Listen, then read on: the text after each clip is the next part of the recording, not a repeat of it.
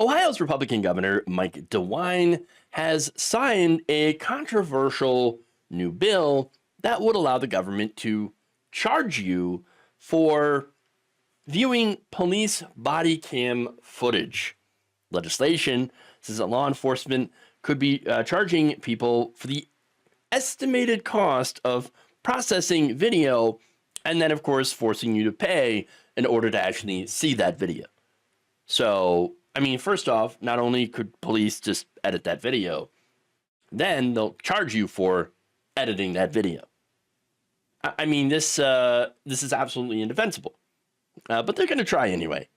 But you might be wondering, why do I say this is indefensible? Well, consider the people who asked for this footage. Generally, it's someone who may have a family member that has been shot and killed by police officers. Okay. And by the way, this also extends to like jail footage. So if you've had somebody who had a mysterious death in jail, you might want to have that investigated. And in order to do so, you would need the footage. Well, considering how much they could charge you for this footage, you might not be able to get access to it. And this would also hamper groups, that are nonprofit groups that are looking to hold police accountable, might not be able to have the funding to be able to do that. And so that's the issue. It sets up a system where you're actually having to pay police just to see the video of them possibly killing your own family member. Wow. This is pretty horrible. It's pretty messed up. And of course, the reason that people are asking for this footage is to determine whether or not that shooting may be justified, to put that video out into the public, which already should be public.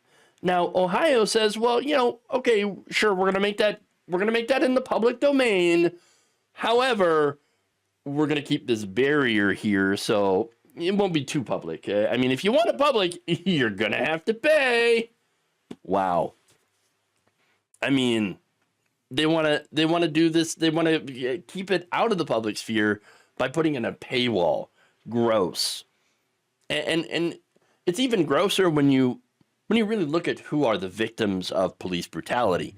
Generally, it's people who are of color and might not have a lot of money to even request this footage. Well, okay, how much money are we talking? Well, according to the bill, the government could charge up to $75 an hour for work in processing the video, with a fee cap of $750 per request for something that, again, is supposed to be public record in Ohio. I guess not so public anymore if you got to pay for it, right? Morgan Trow, a reporter for Cleveland's ABC Channel 5, has been reporting on this, and he's been doing some great work on this. He described a conversation that he had with DeWine during a press conference in December where he challenged him over this. He said when Trow mentioned transparency concerns about the bill, Governor DeWine responded that, well, providing law enforcement footage in response to a request requires time and effort. Okay, but the police are already paid for by the taxpayer anyway. So, it doesn't make a whole lot of sense than charging them extra for something that should, again, be accessible, because police are supposed to work for average people. And of course they don't. They work for the elites. They work for the powerful interests, the business interests. But nonetheless, they're technically supposed to work for us since they're funded by taxpayers. Now, DeWine told Trow, these requests certainly should be honored, but apparently only if you have money. And we want them to be honored. We want them to be honored in a swift way. That's very, very important. We also, though, if you have, for example, a small police department, a very small police department, and they get a request like that could take one person a significant period of time. Okay. Now, Trow, of course, responded to this by saying, look, it's already hard enough to get video for journalists, right? It's going to make it more difficult. DeWine replied, well, once again, we have close to 1,000 police departments in the state of Ohio. Some of them are very small, what this amendment, again, I've not made a decision about this, but what this amendment would do is allow them to recover some of the cost that is involved. This is a very heavy burden.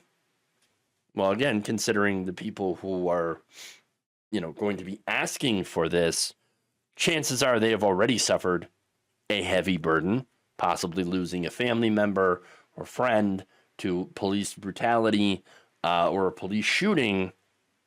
The whole point is, again, to be able to review the footage to see whether or not the shooting was justified. So who's got the heavy burden here? Yeah, exactly. Now, DeWine originally said that he was undecided back in December. He ultimately decided to support the bill and even sign it into law. So I love how their argument is, won't you think of the small, underfunded police departments? Bro, we live in a country where these same small towns literally have access to military vehicles. Okay? I mean, look, back in 2014, you had Pulaski County, Indiana, total population of 13,000 people. They had access to an MRAP military vehicle, which defends against mines. I don't know how dangerous Pulaski County, Indiana is if they got landmines all over.